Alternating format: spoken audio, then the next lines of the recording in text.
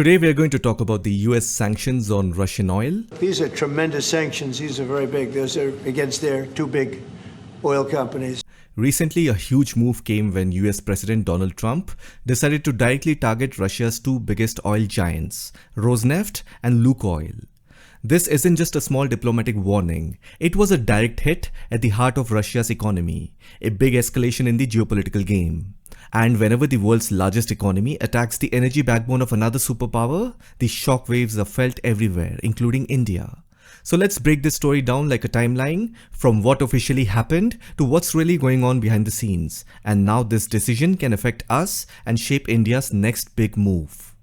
First, the official version. The US Treasury Department said clearly, Rosneft and Lukoil are funding the Kremlin's war machine. This is the American narrative, meaning every barrel of oil Russia sells, that helps Russia continue its war in Ukraine. So officially the sanctions were meant to cut Russia's money supply and pressure President Putin to stop the war.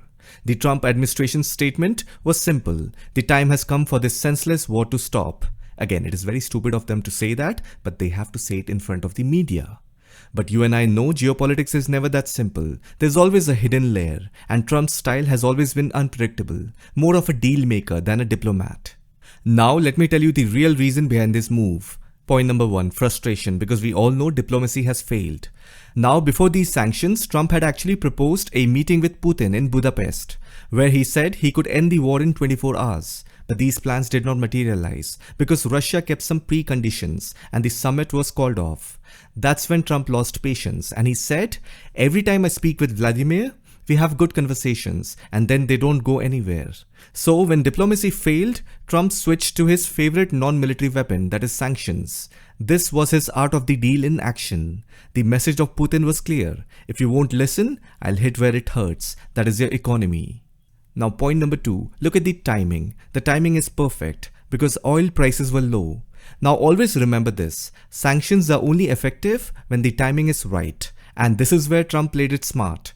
Right now if you see global oil prices are low, around $60 a barrel. That means even if the United States reduce Russian oil supply by sanctions, it will not immediately spike petrol prices for American consumers. When oil prices are high, that is around $80, $100, sanctions cause global chaos. But at $60, there's room to play tough. Trump saw this as a safe window to act politically and economically. You could call it Chanakya Niti, American style.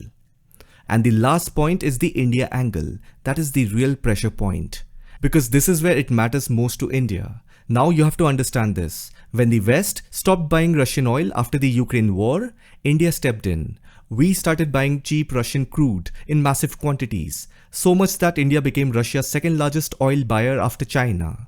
For Washington, this was a big headache because India's purchases were helping Russia survive the sanctions. That is why you must have seen few American politicians, they were trying to build a narrative around Prime Minister Modi saying he's funding the Ukraine war. So by targeting Rosneft and Lukoil, the US was not just punishing Russia, it was indirectly pressuring India. And this was also pretty evident during Trump-Putin meeting in Alaska. There was no friction between them, they took good photo ops. I have a video on that, in that I clearly said that Trump was indirectly telling Putin, I will speak with you, I will talk with you, I will invite you for meetings, but I'm going to punish your buyers so that they stop buying oil from you. The message was loud and clear from United States. Either you trade with us or you trade with our enemy, that is Russia. So Trump had earlier increased tariffs on India by 50%, calling it a penalty for buying Russian oil. Now these new sanctions have threatened Indian refineries like Reliance Industries and Naira Energy, which buy crude from Russian companies. Because if these companies continue dealing with Rosneft or Lukoil, they could get cut off from the US financial system, something no global business can risk. So behind all the talk of stopping the war, the real objectives were, number 1, punish Russia for not cooperating. Number 2, use low oil prices as leverage. And point number 3, push India away from Russia to strengthen American dominance in global energy trade. Now, sanctions sound powerful on paper, but in reality they often backfire. And this time even the US is feeling the heat. Right after the sanctions were announced, Brent crude price jumped 5 to 7%.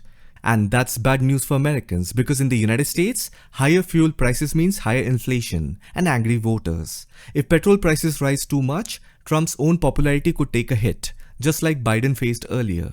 So it's a double-edged sword. You hurt Russia, but you also hurt your own consumers. And the next problem is you make your allies angry. When the United States threatens secondary sanctions, meaning if you deal with Rosneft or Lukoil, we will cut off your banks, it directly affects countries like India, China and Turkey. For India, this is a strategic dilemma. We depend on Russian crude for affordable energy. If we shift to US or Middle Eastern oil, our import bill shoots up. And when America starts threatening instead of cooperating, it shakes long-term trust. India believes in strategic autonomy, not taking sides. So this kind of pressure might actually push India closer to Russia and China, the exact opposite of what the US wants. Now you need to understand that behind all these moves, the US has some major worries. Let me point out a few. Number 1. The shadow fleet problem. Russia has built a secret network called the shadow fleet. Hundreds of old tankers sailing under fake flags, moving oil quietly across the world. Even with sanctions, Russian oil still finds its way to buyers through third-party routes. And if that keeps happening, the whole purpose of the sanction fails. And America's global credibility takes a big hit. The second big fear is the rise of a parallel energy system. If countries like India, China and Russia keeps trading oil using local currencies, that is rupees, yuan or ruble, instead of the US dollar, it weakens the dollar's global dominance. For America, that's a nightmare scenario. The entire global financial system is built around the dollar. Losing that dominance means losing power. And finally, there is pure economic interest. The US today is one of the world's biggest energy exporters, oil, gas, LNG. If Russian oil is removed from the market, demand for American energy automatically increases. So while the headlines talk about punishing Putin, the underlying game is to strengthen US energy exports and control global pricing. So in the end, what do we see? Trump's sanctions on Russian oil were not just about Ukraine. They are about power, timing and control. A mix of politics, economics and pressure tactics. But the blowback is real.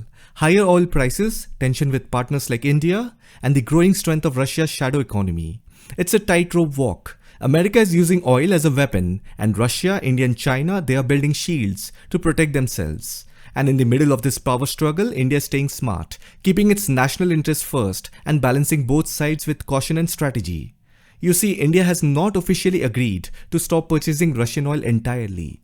But there are reports that the Indian refiners have recently paused new orders for Russian crude and are significantly reducing imports following new US sanctions on major Russian oil companies like Rosneft and Lukoil.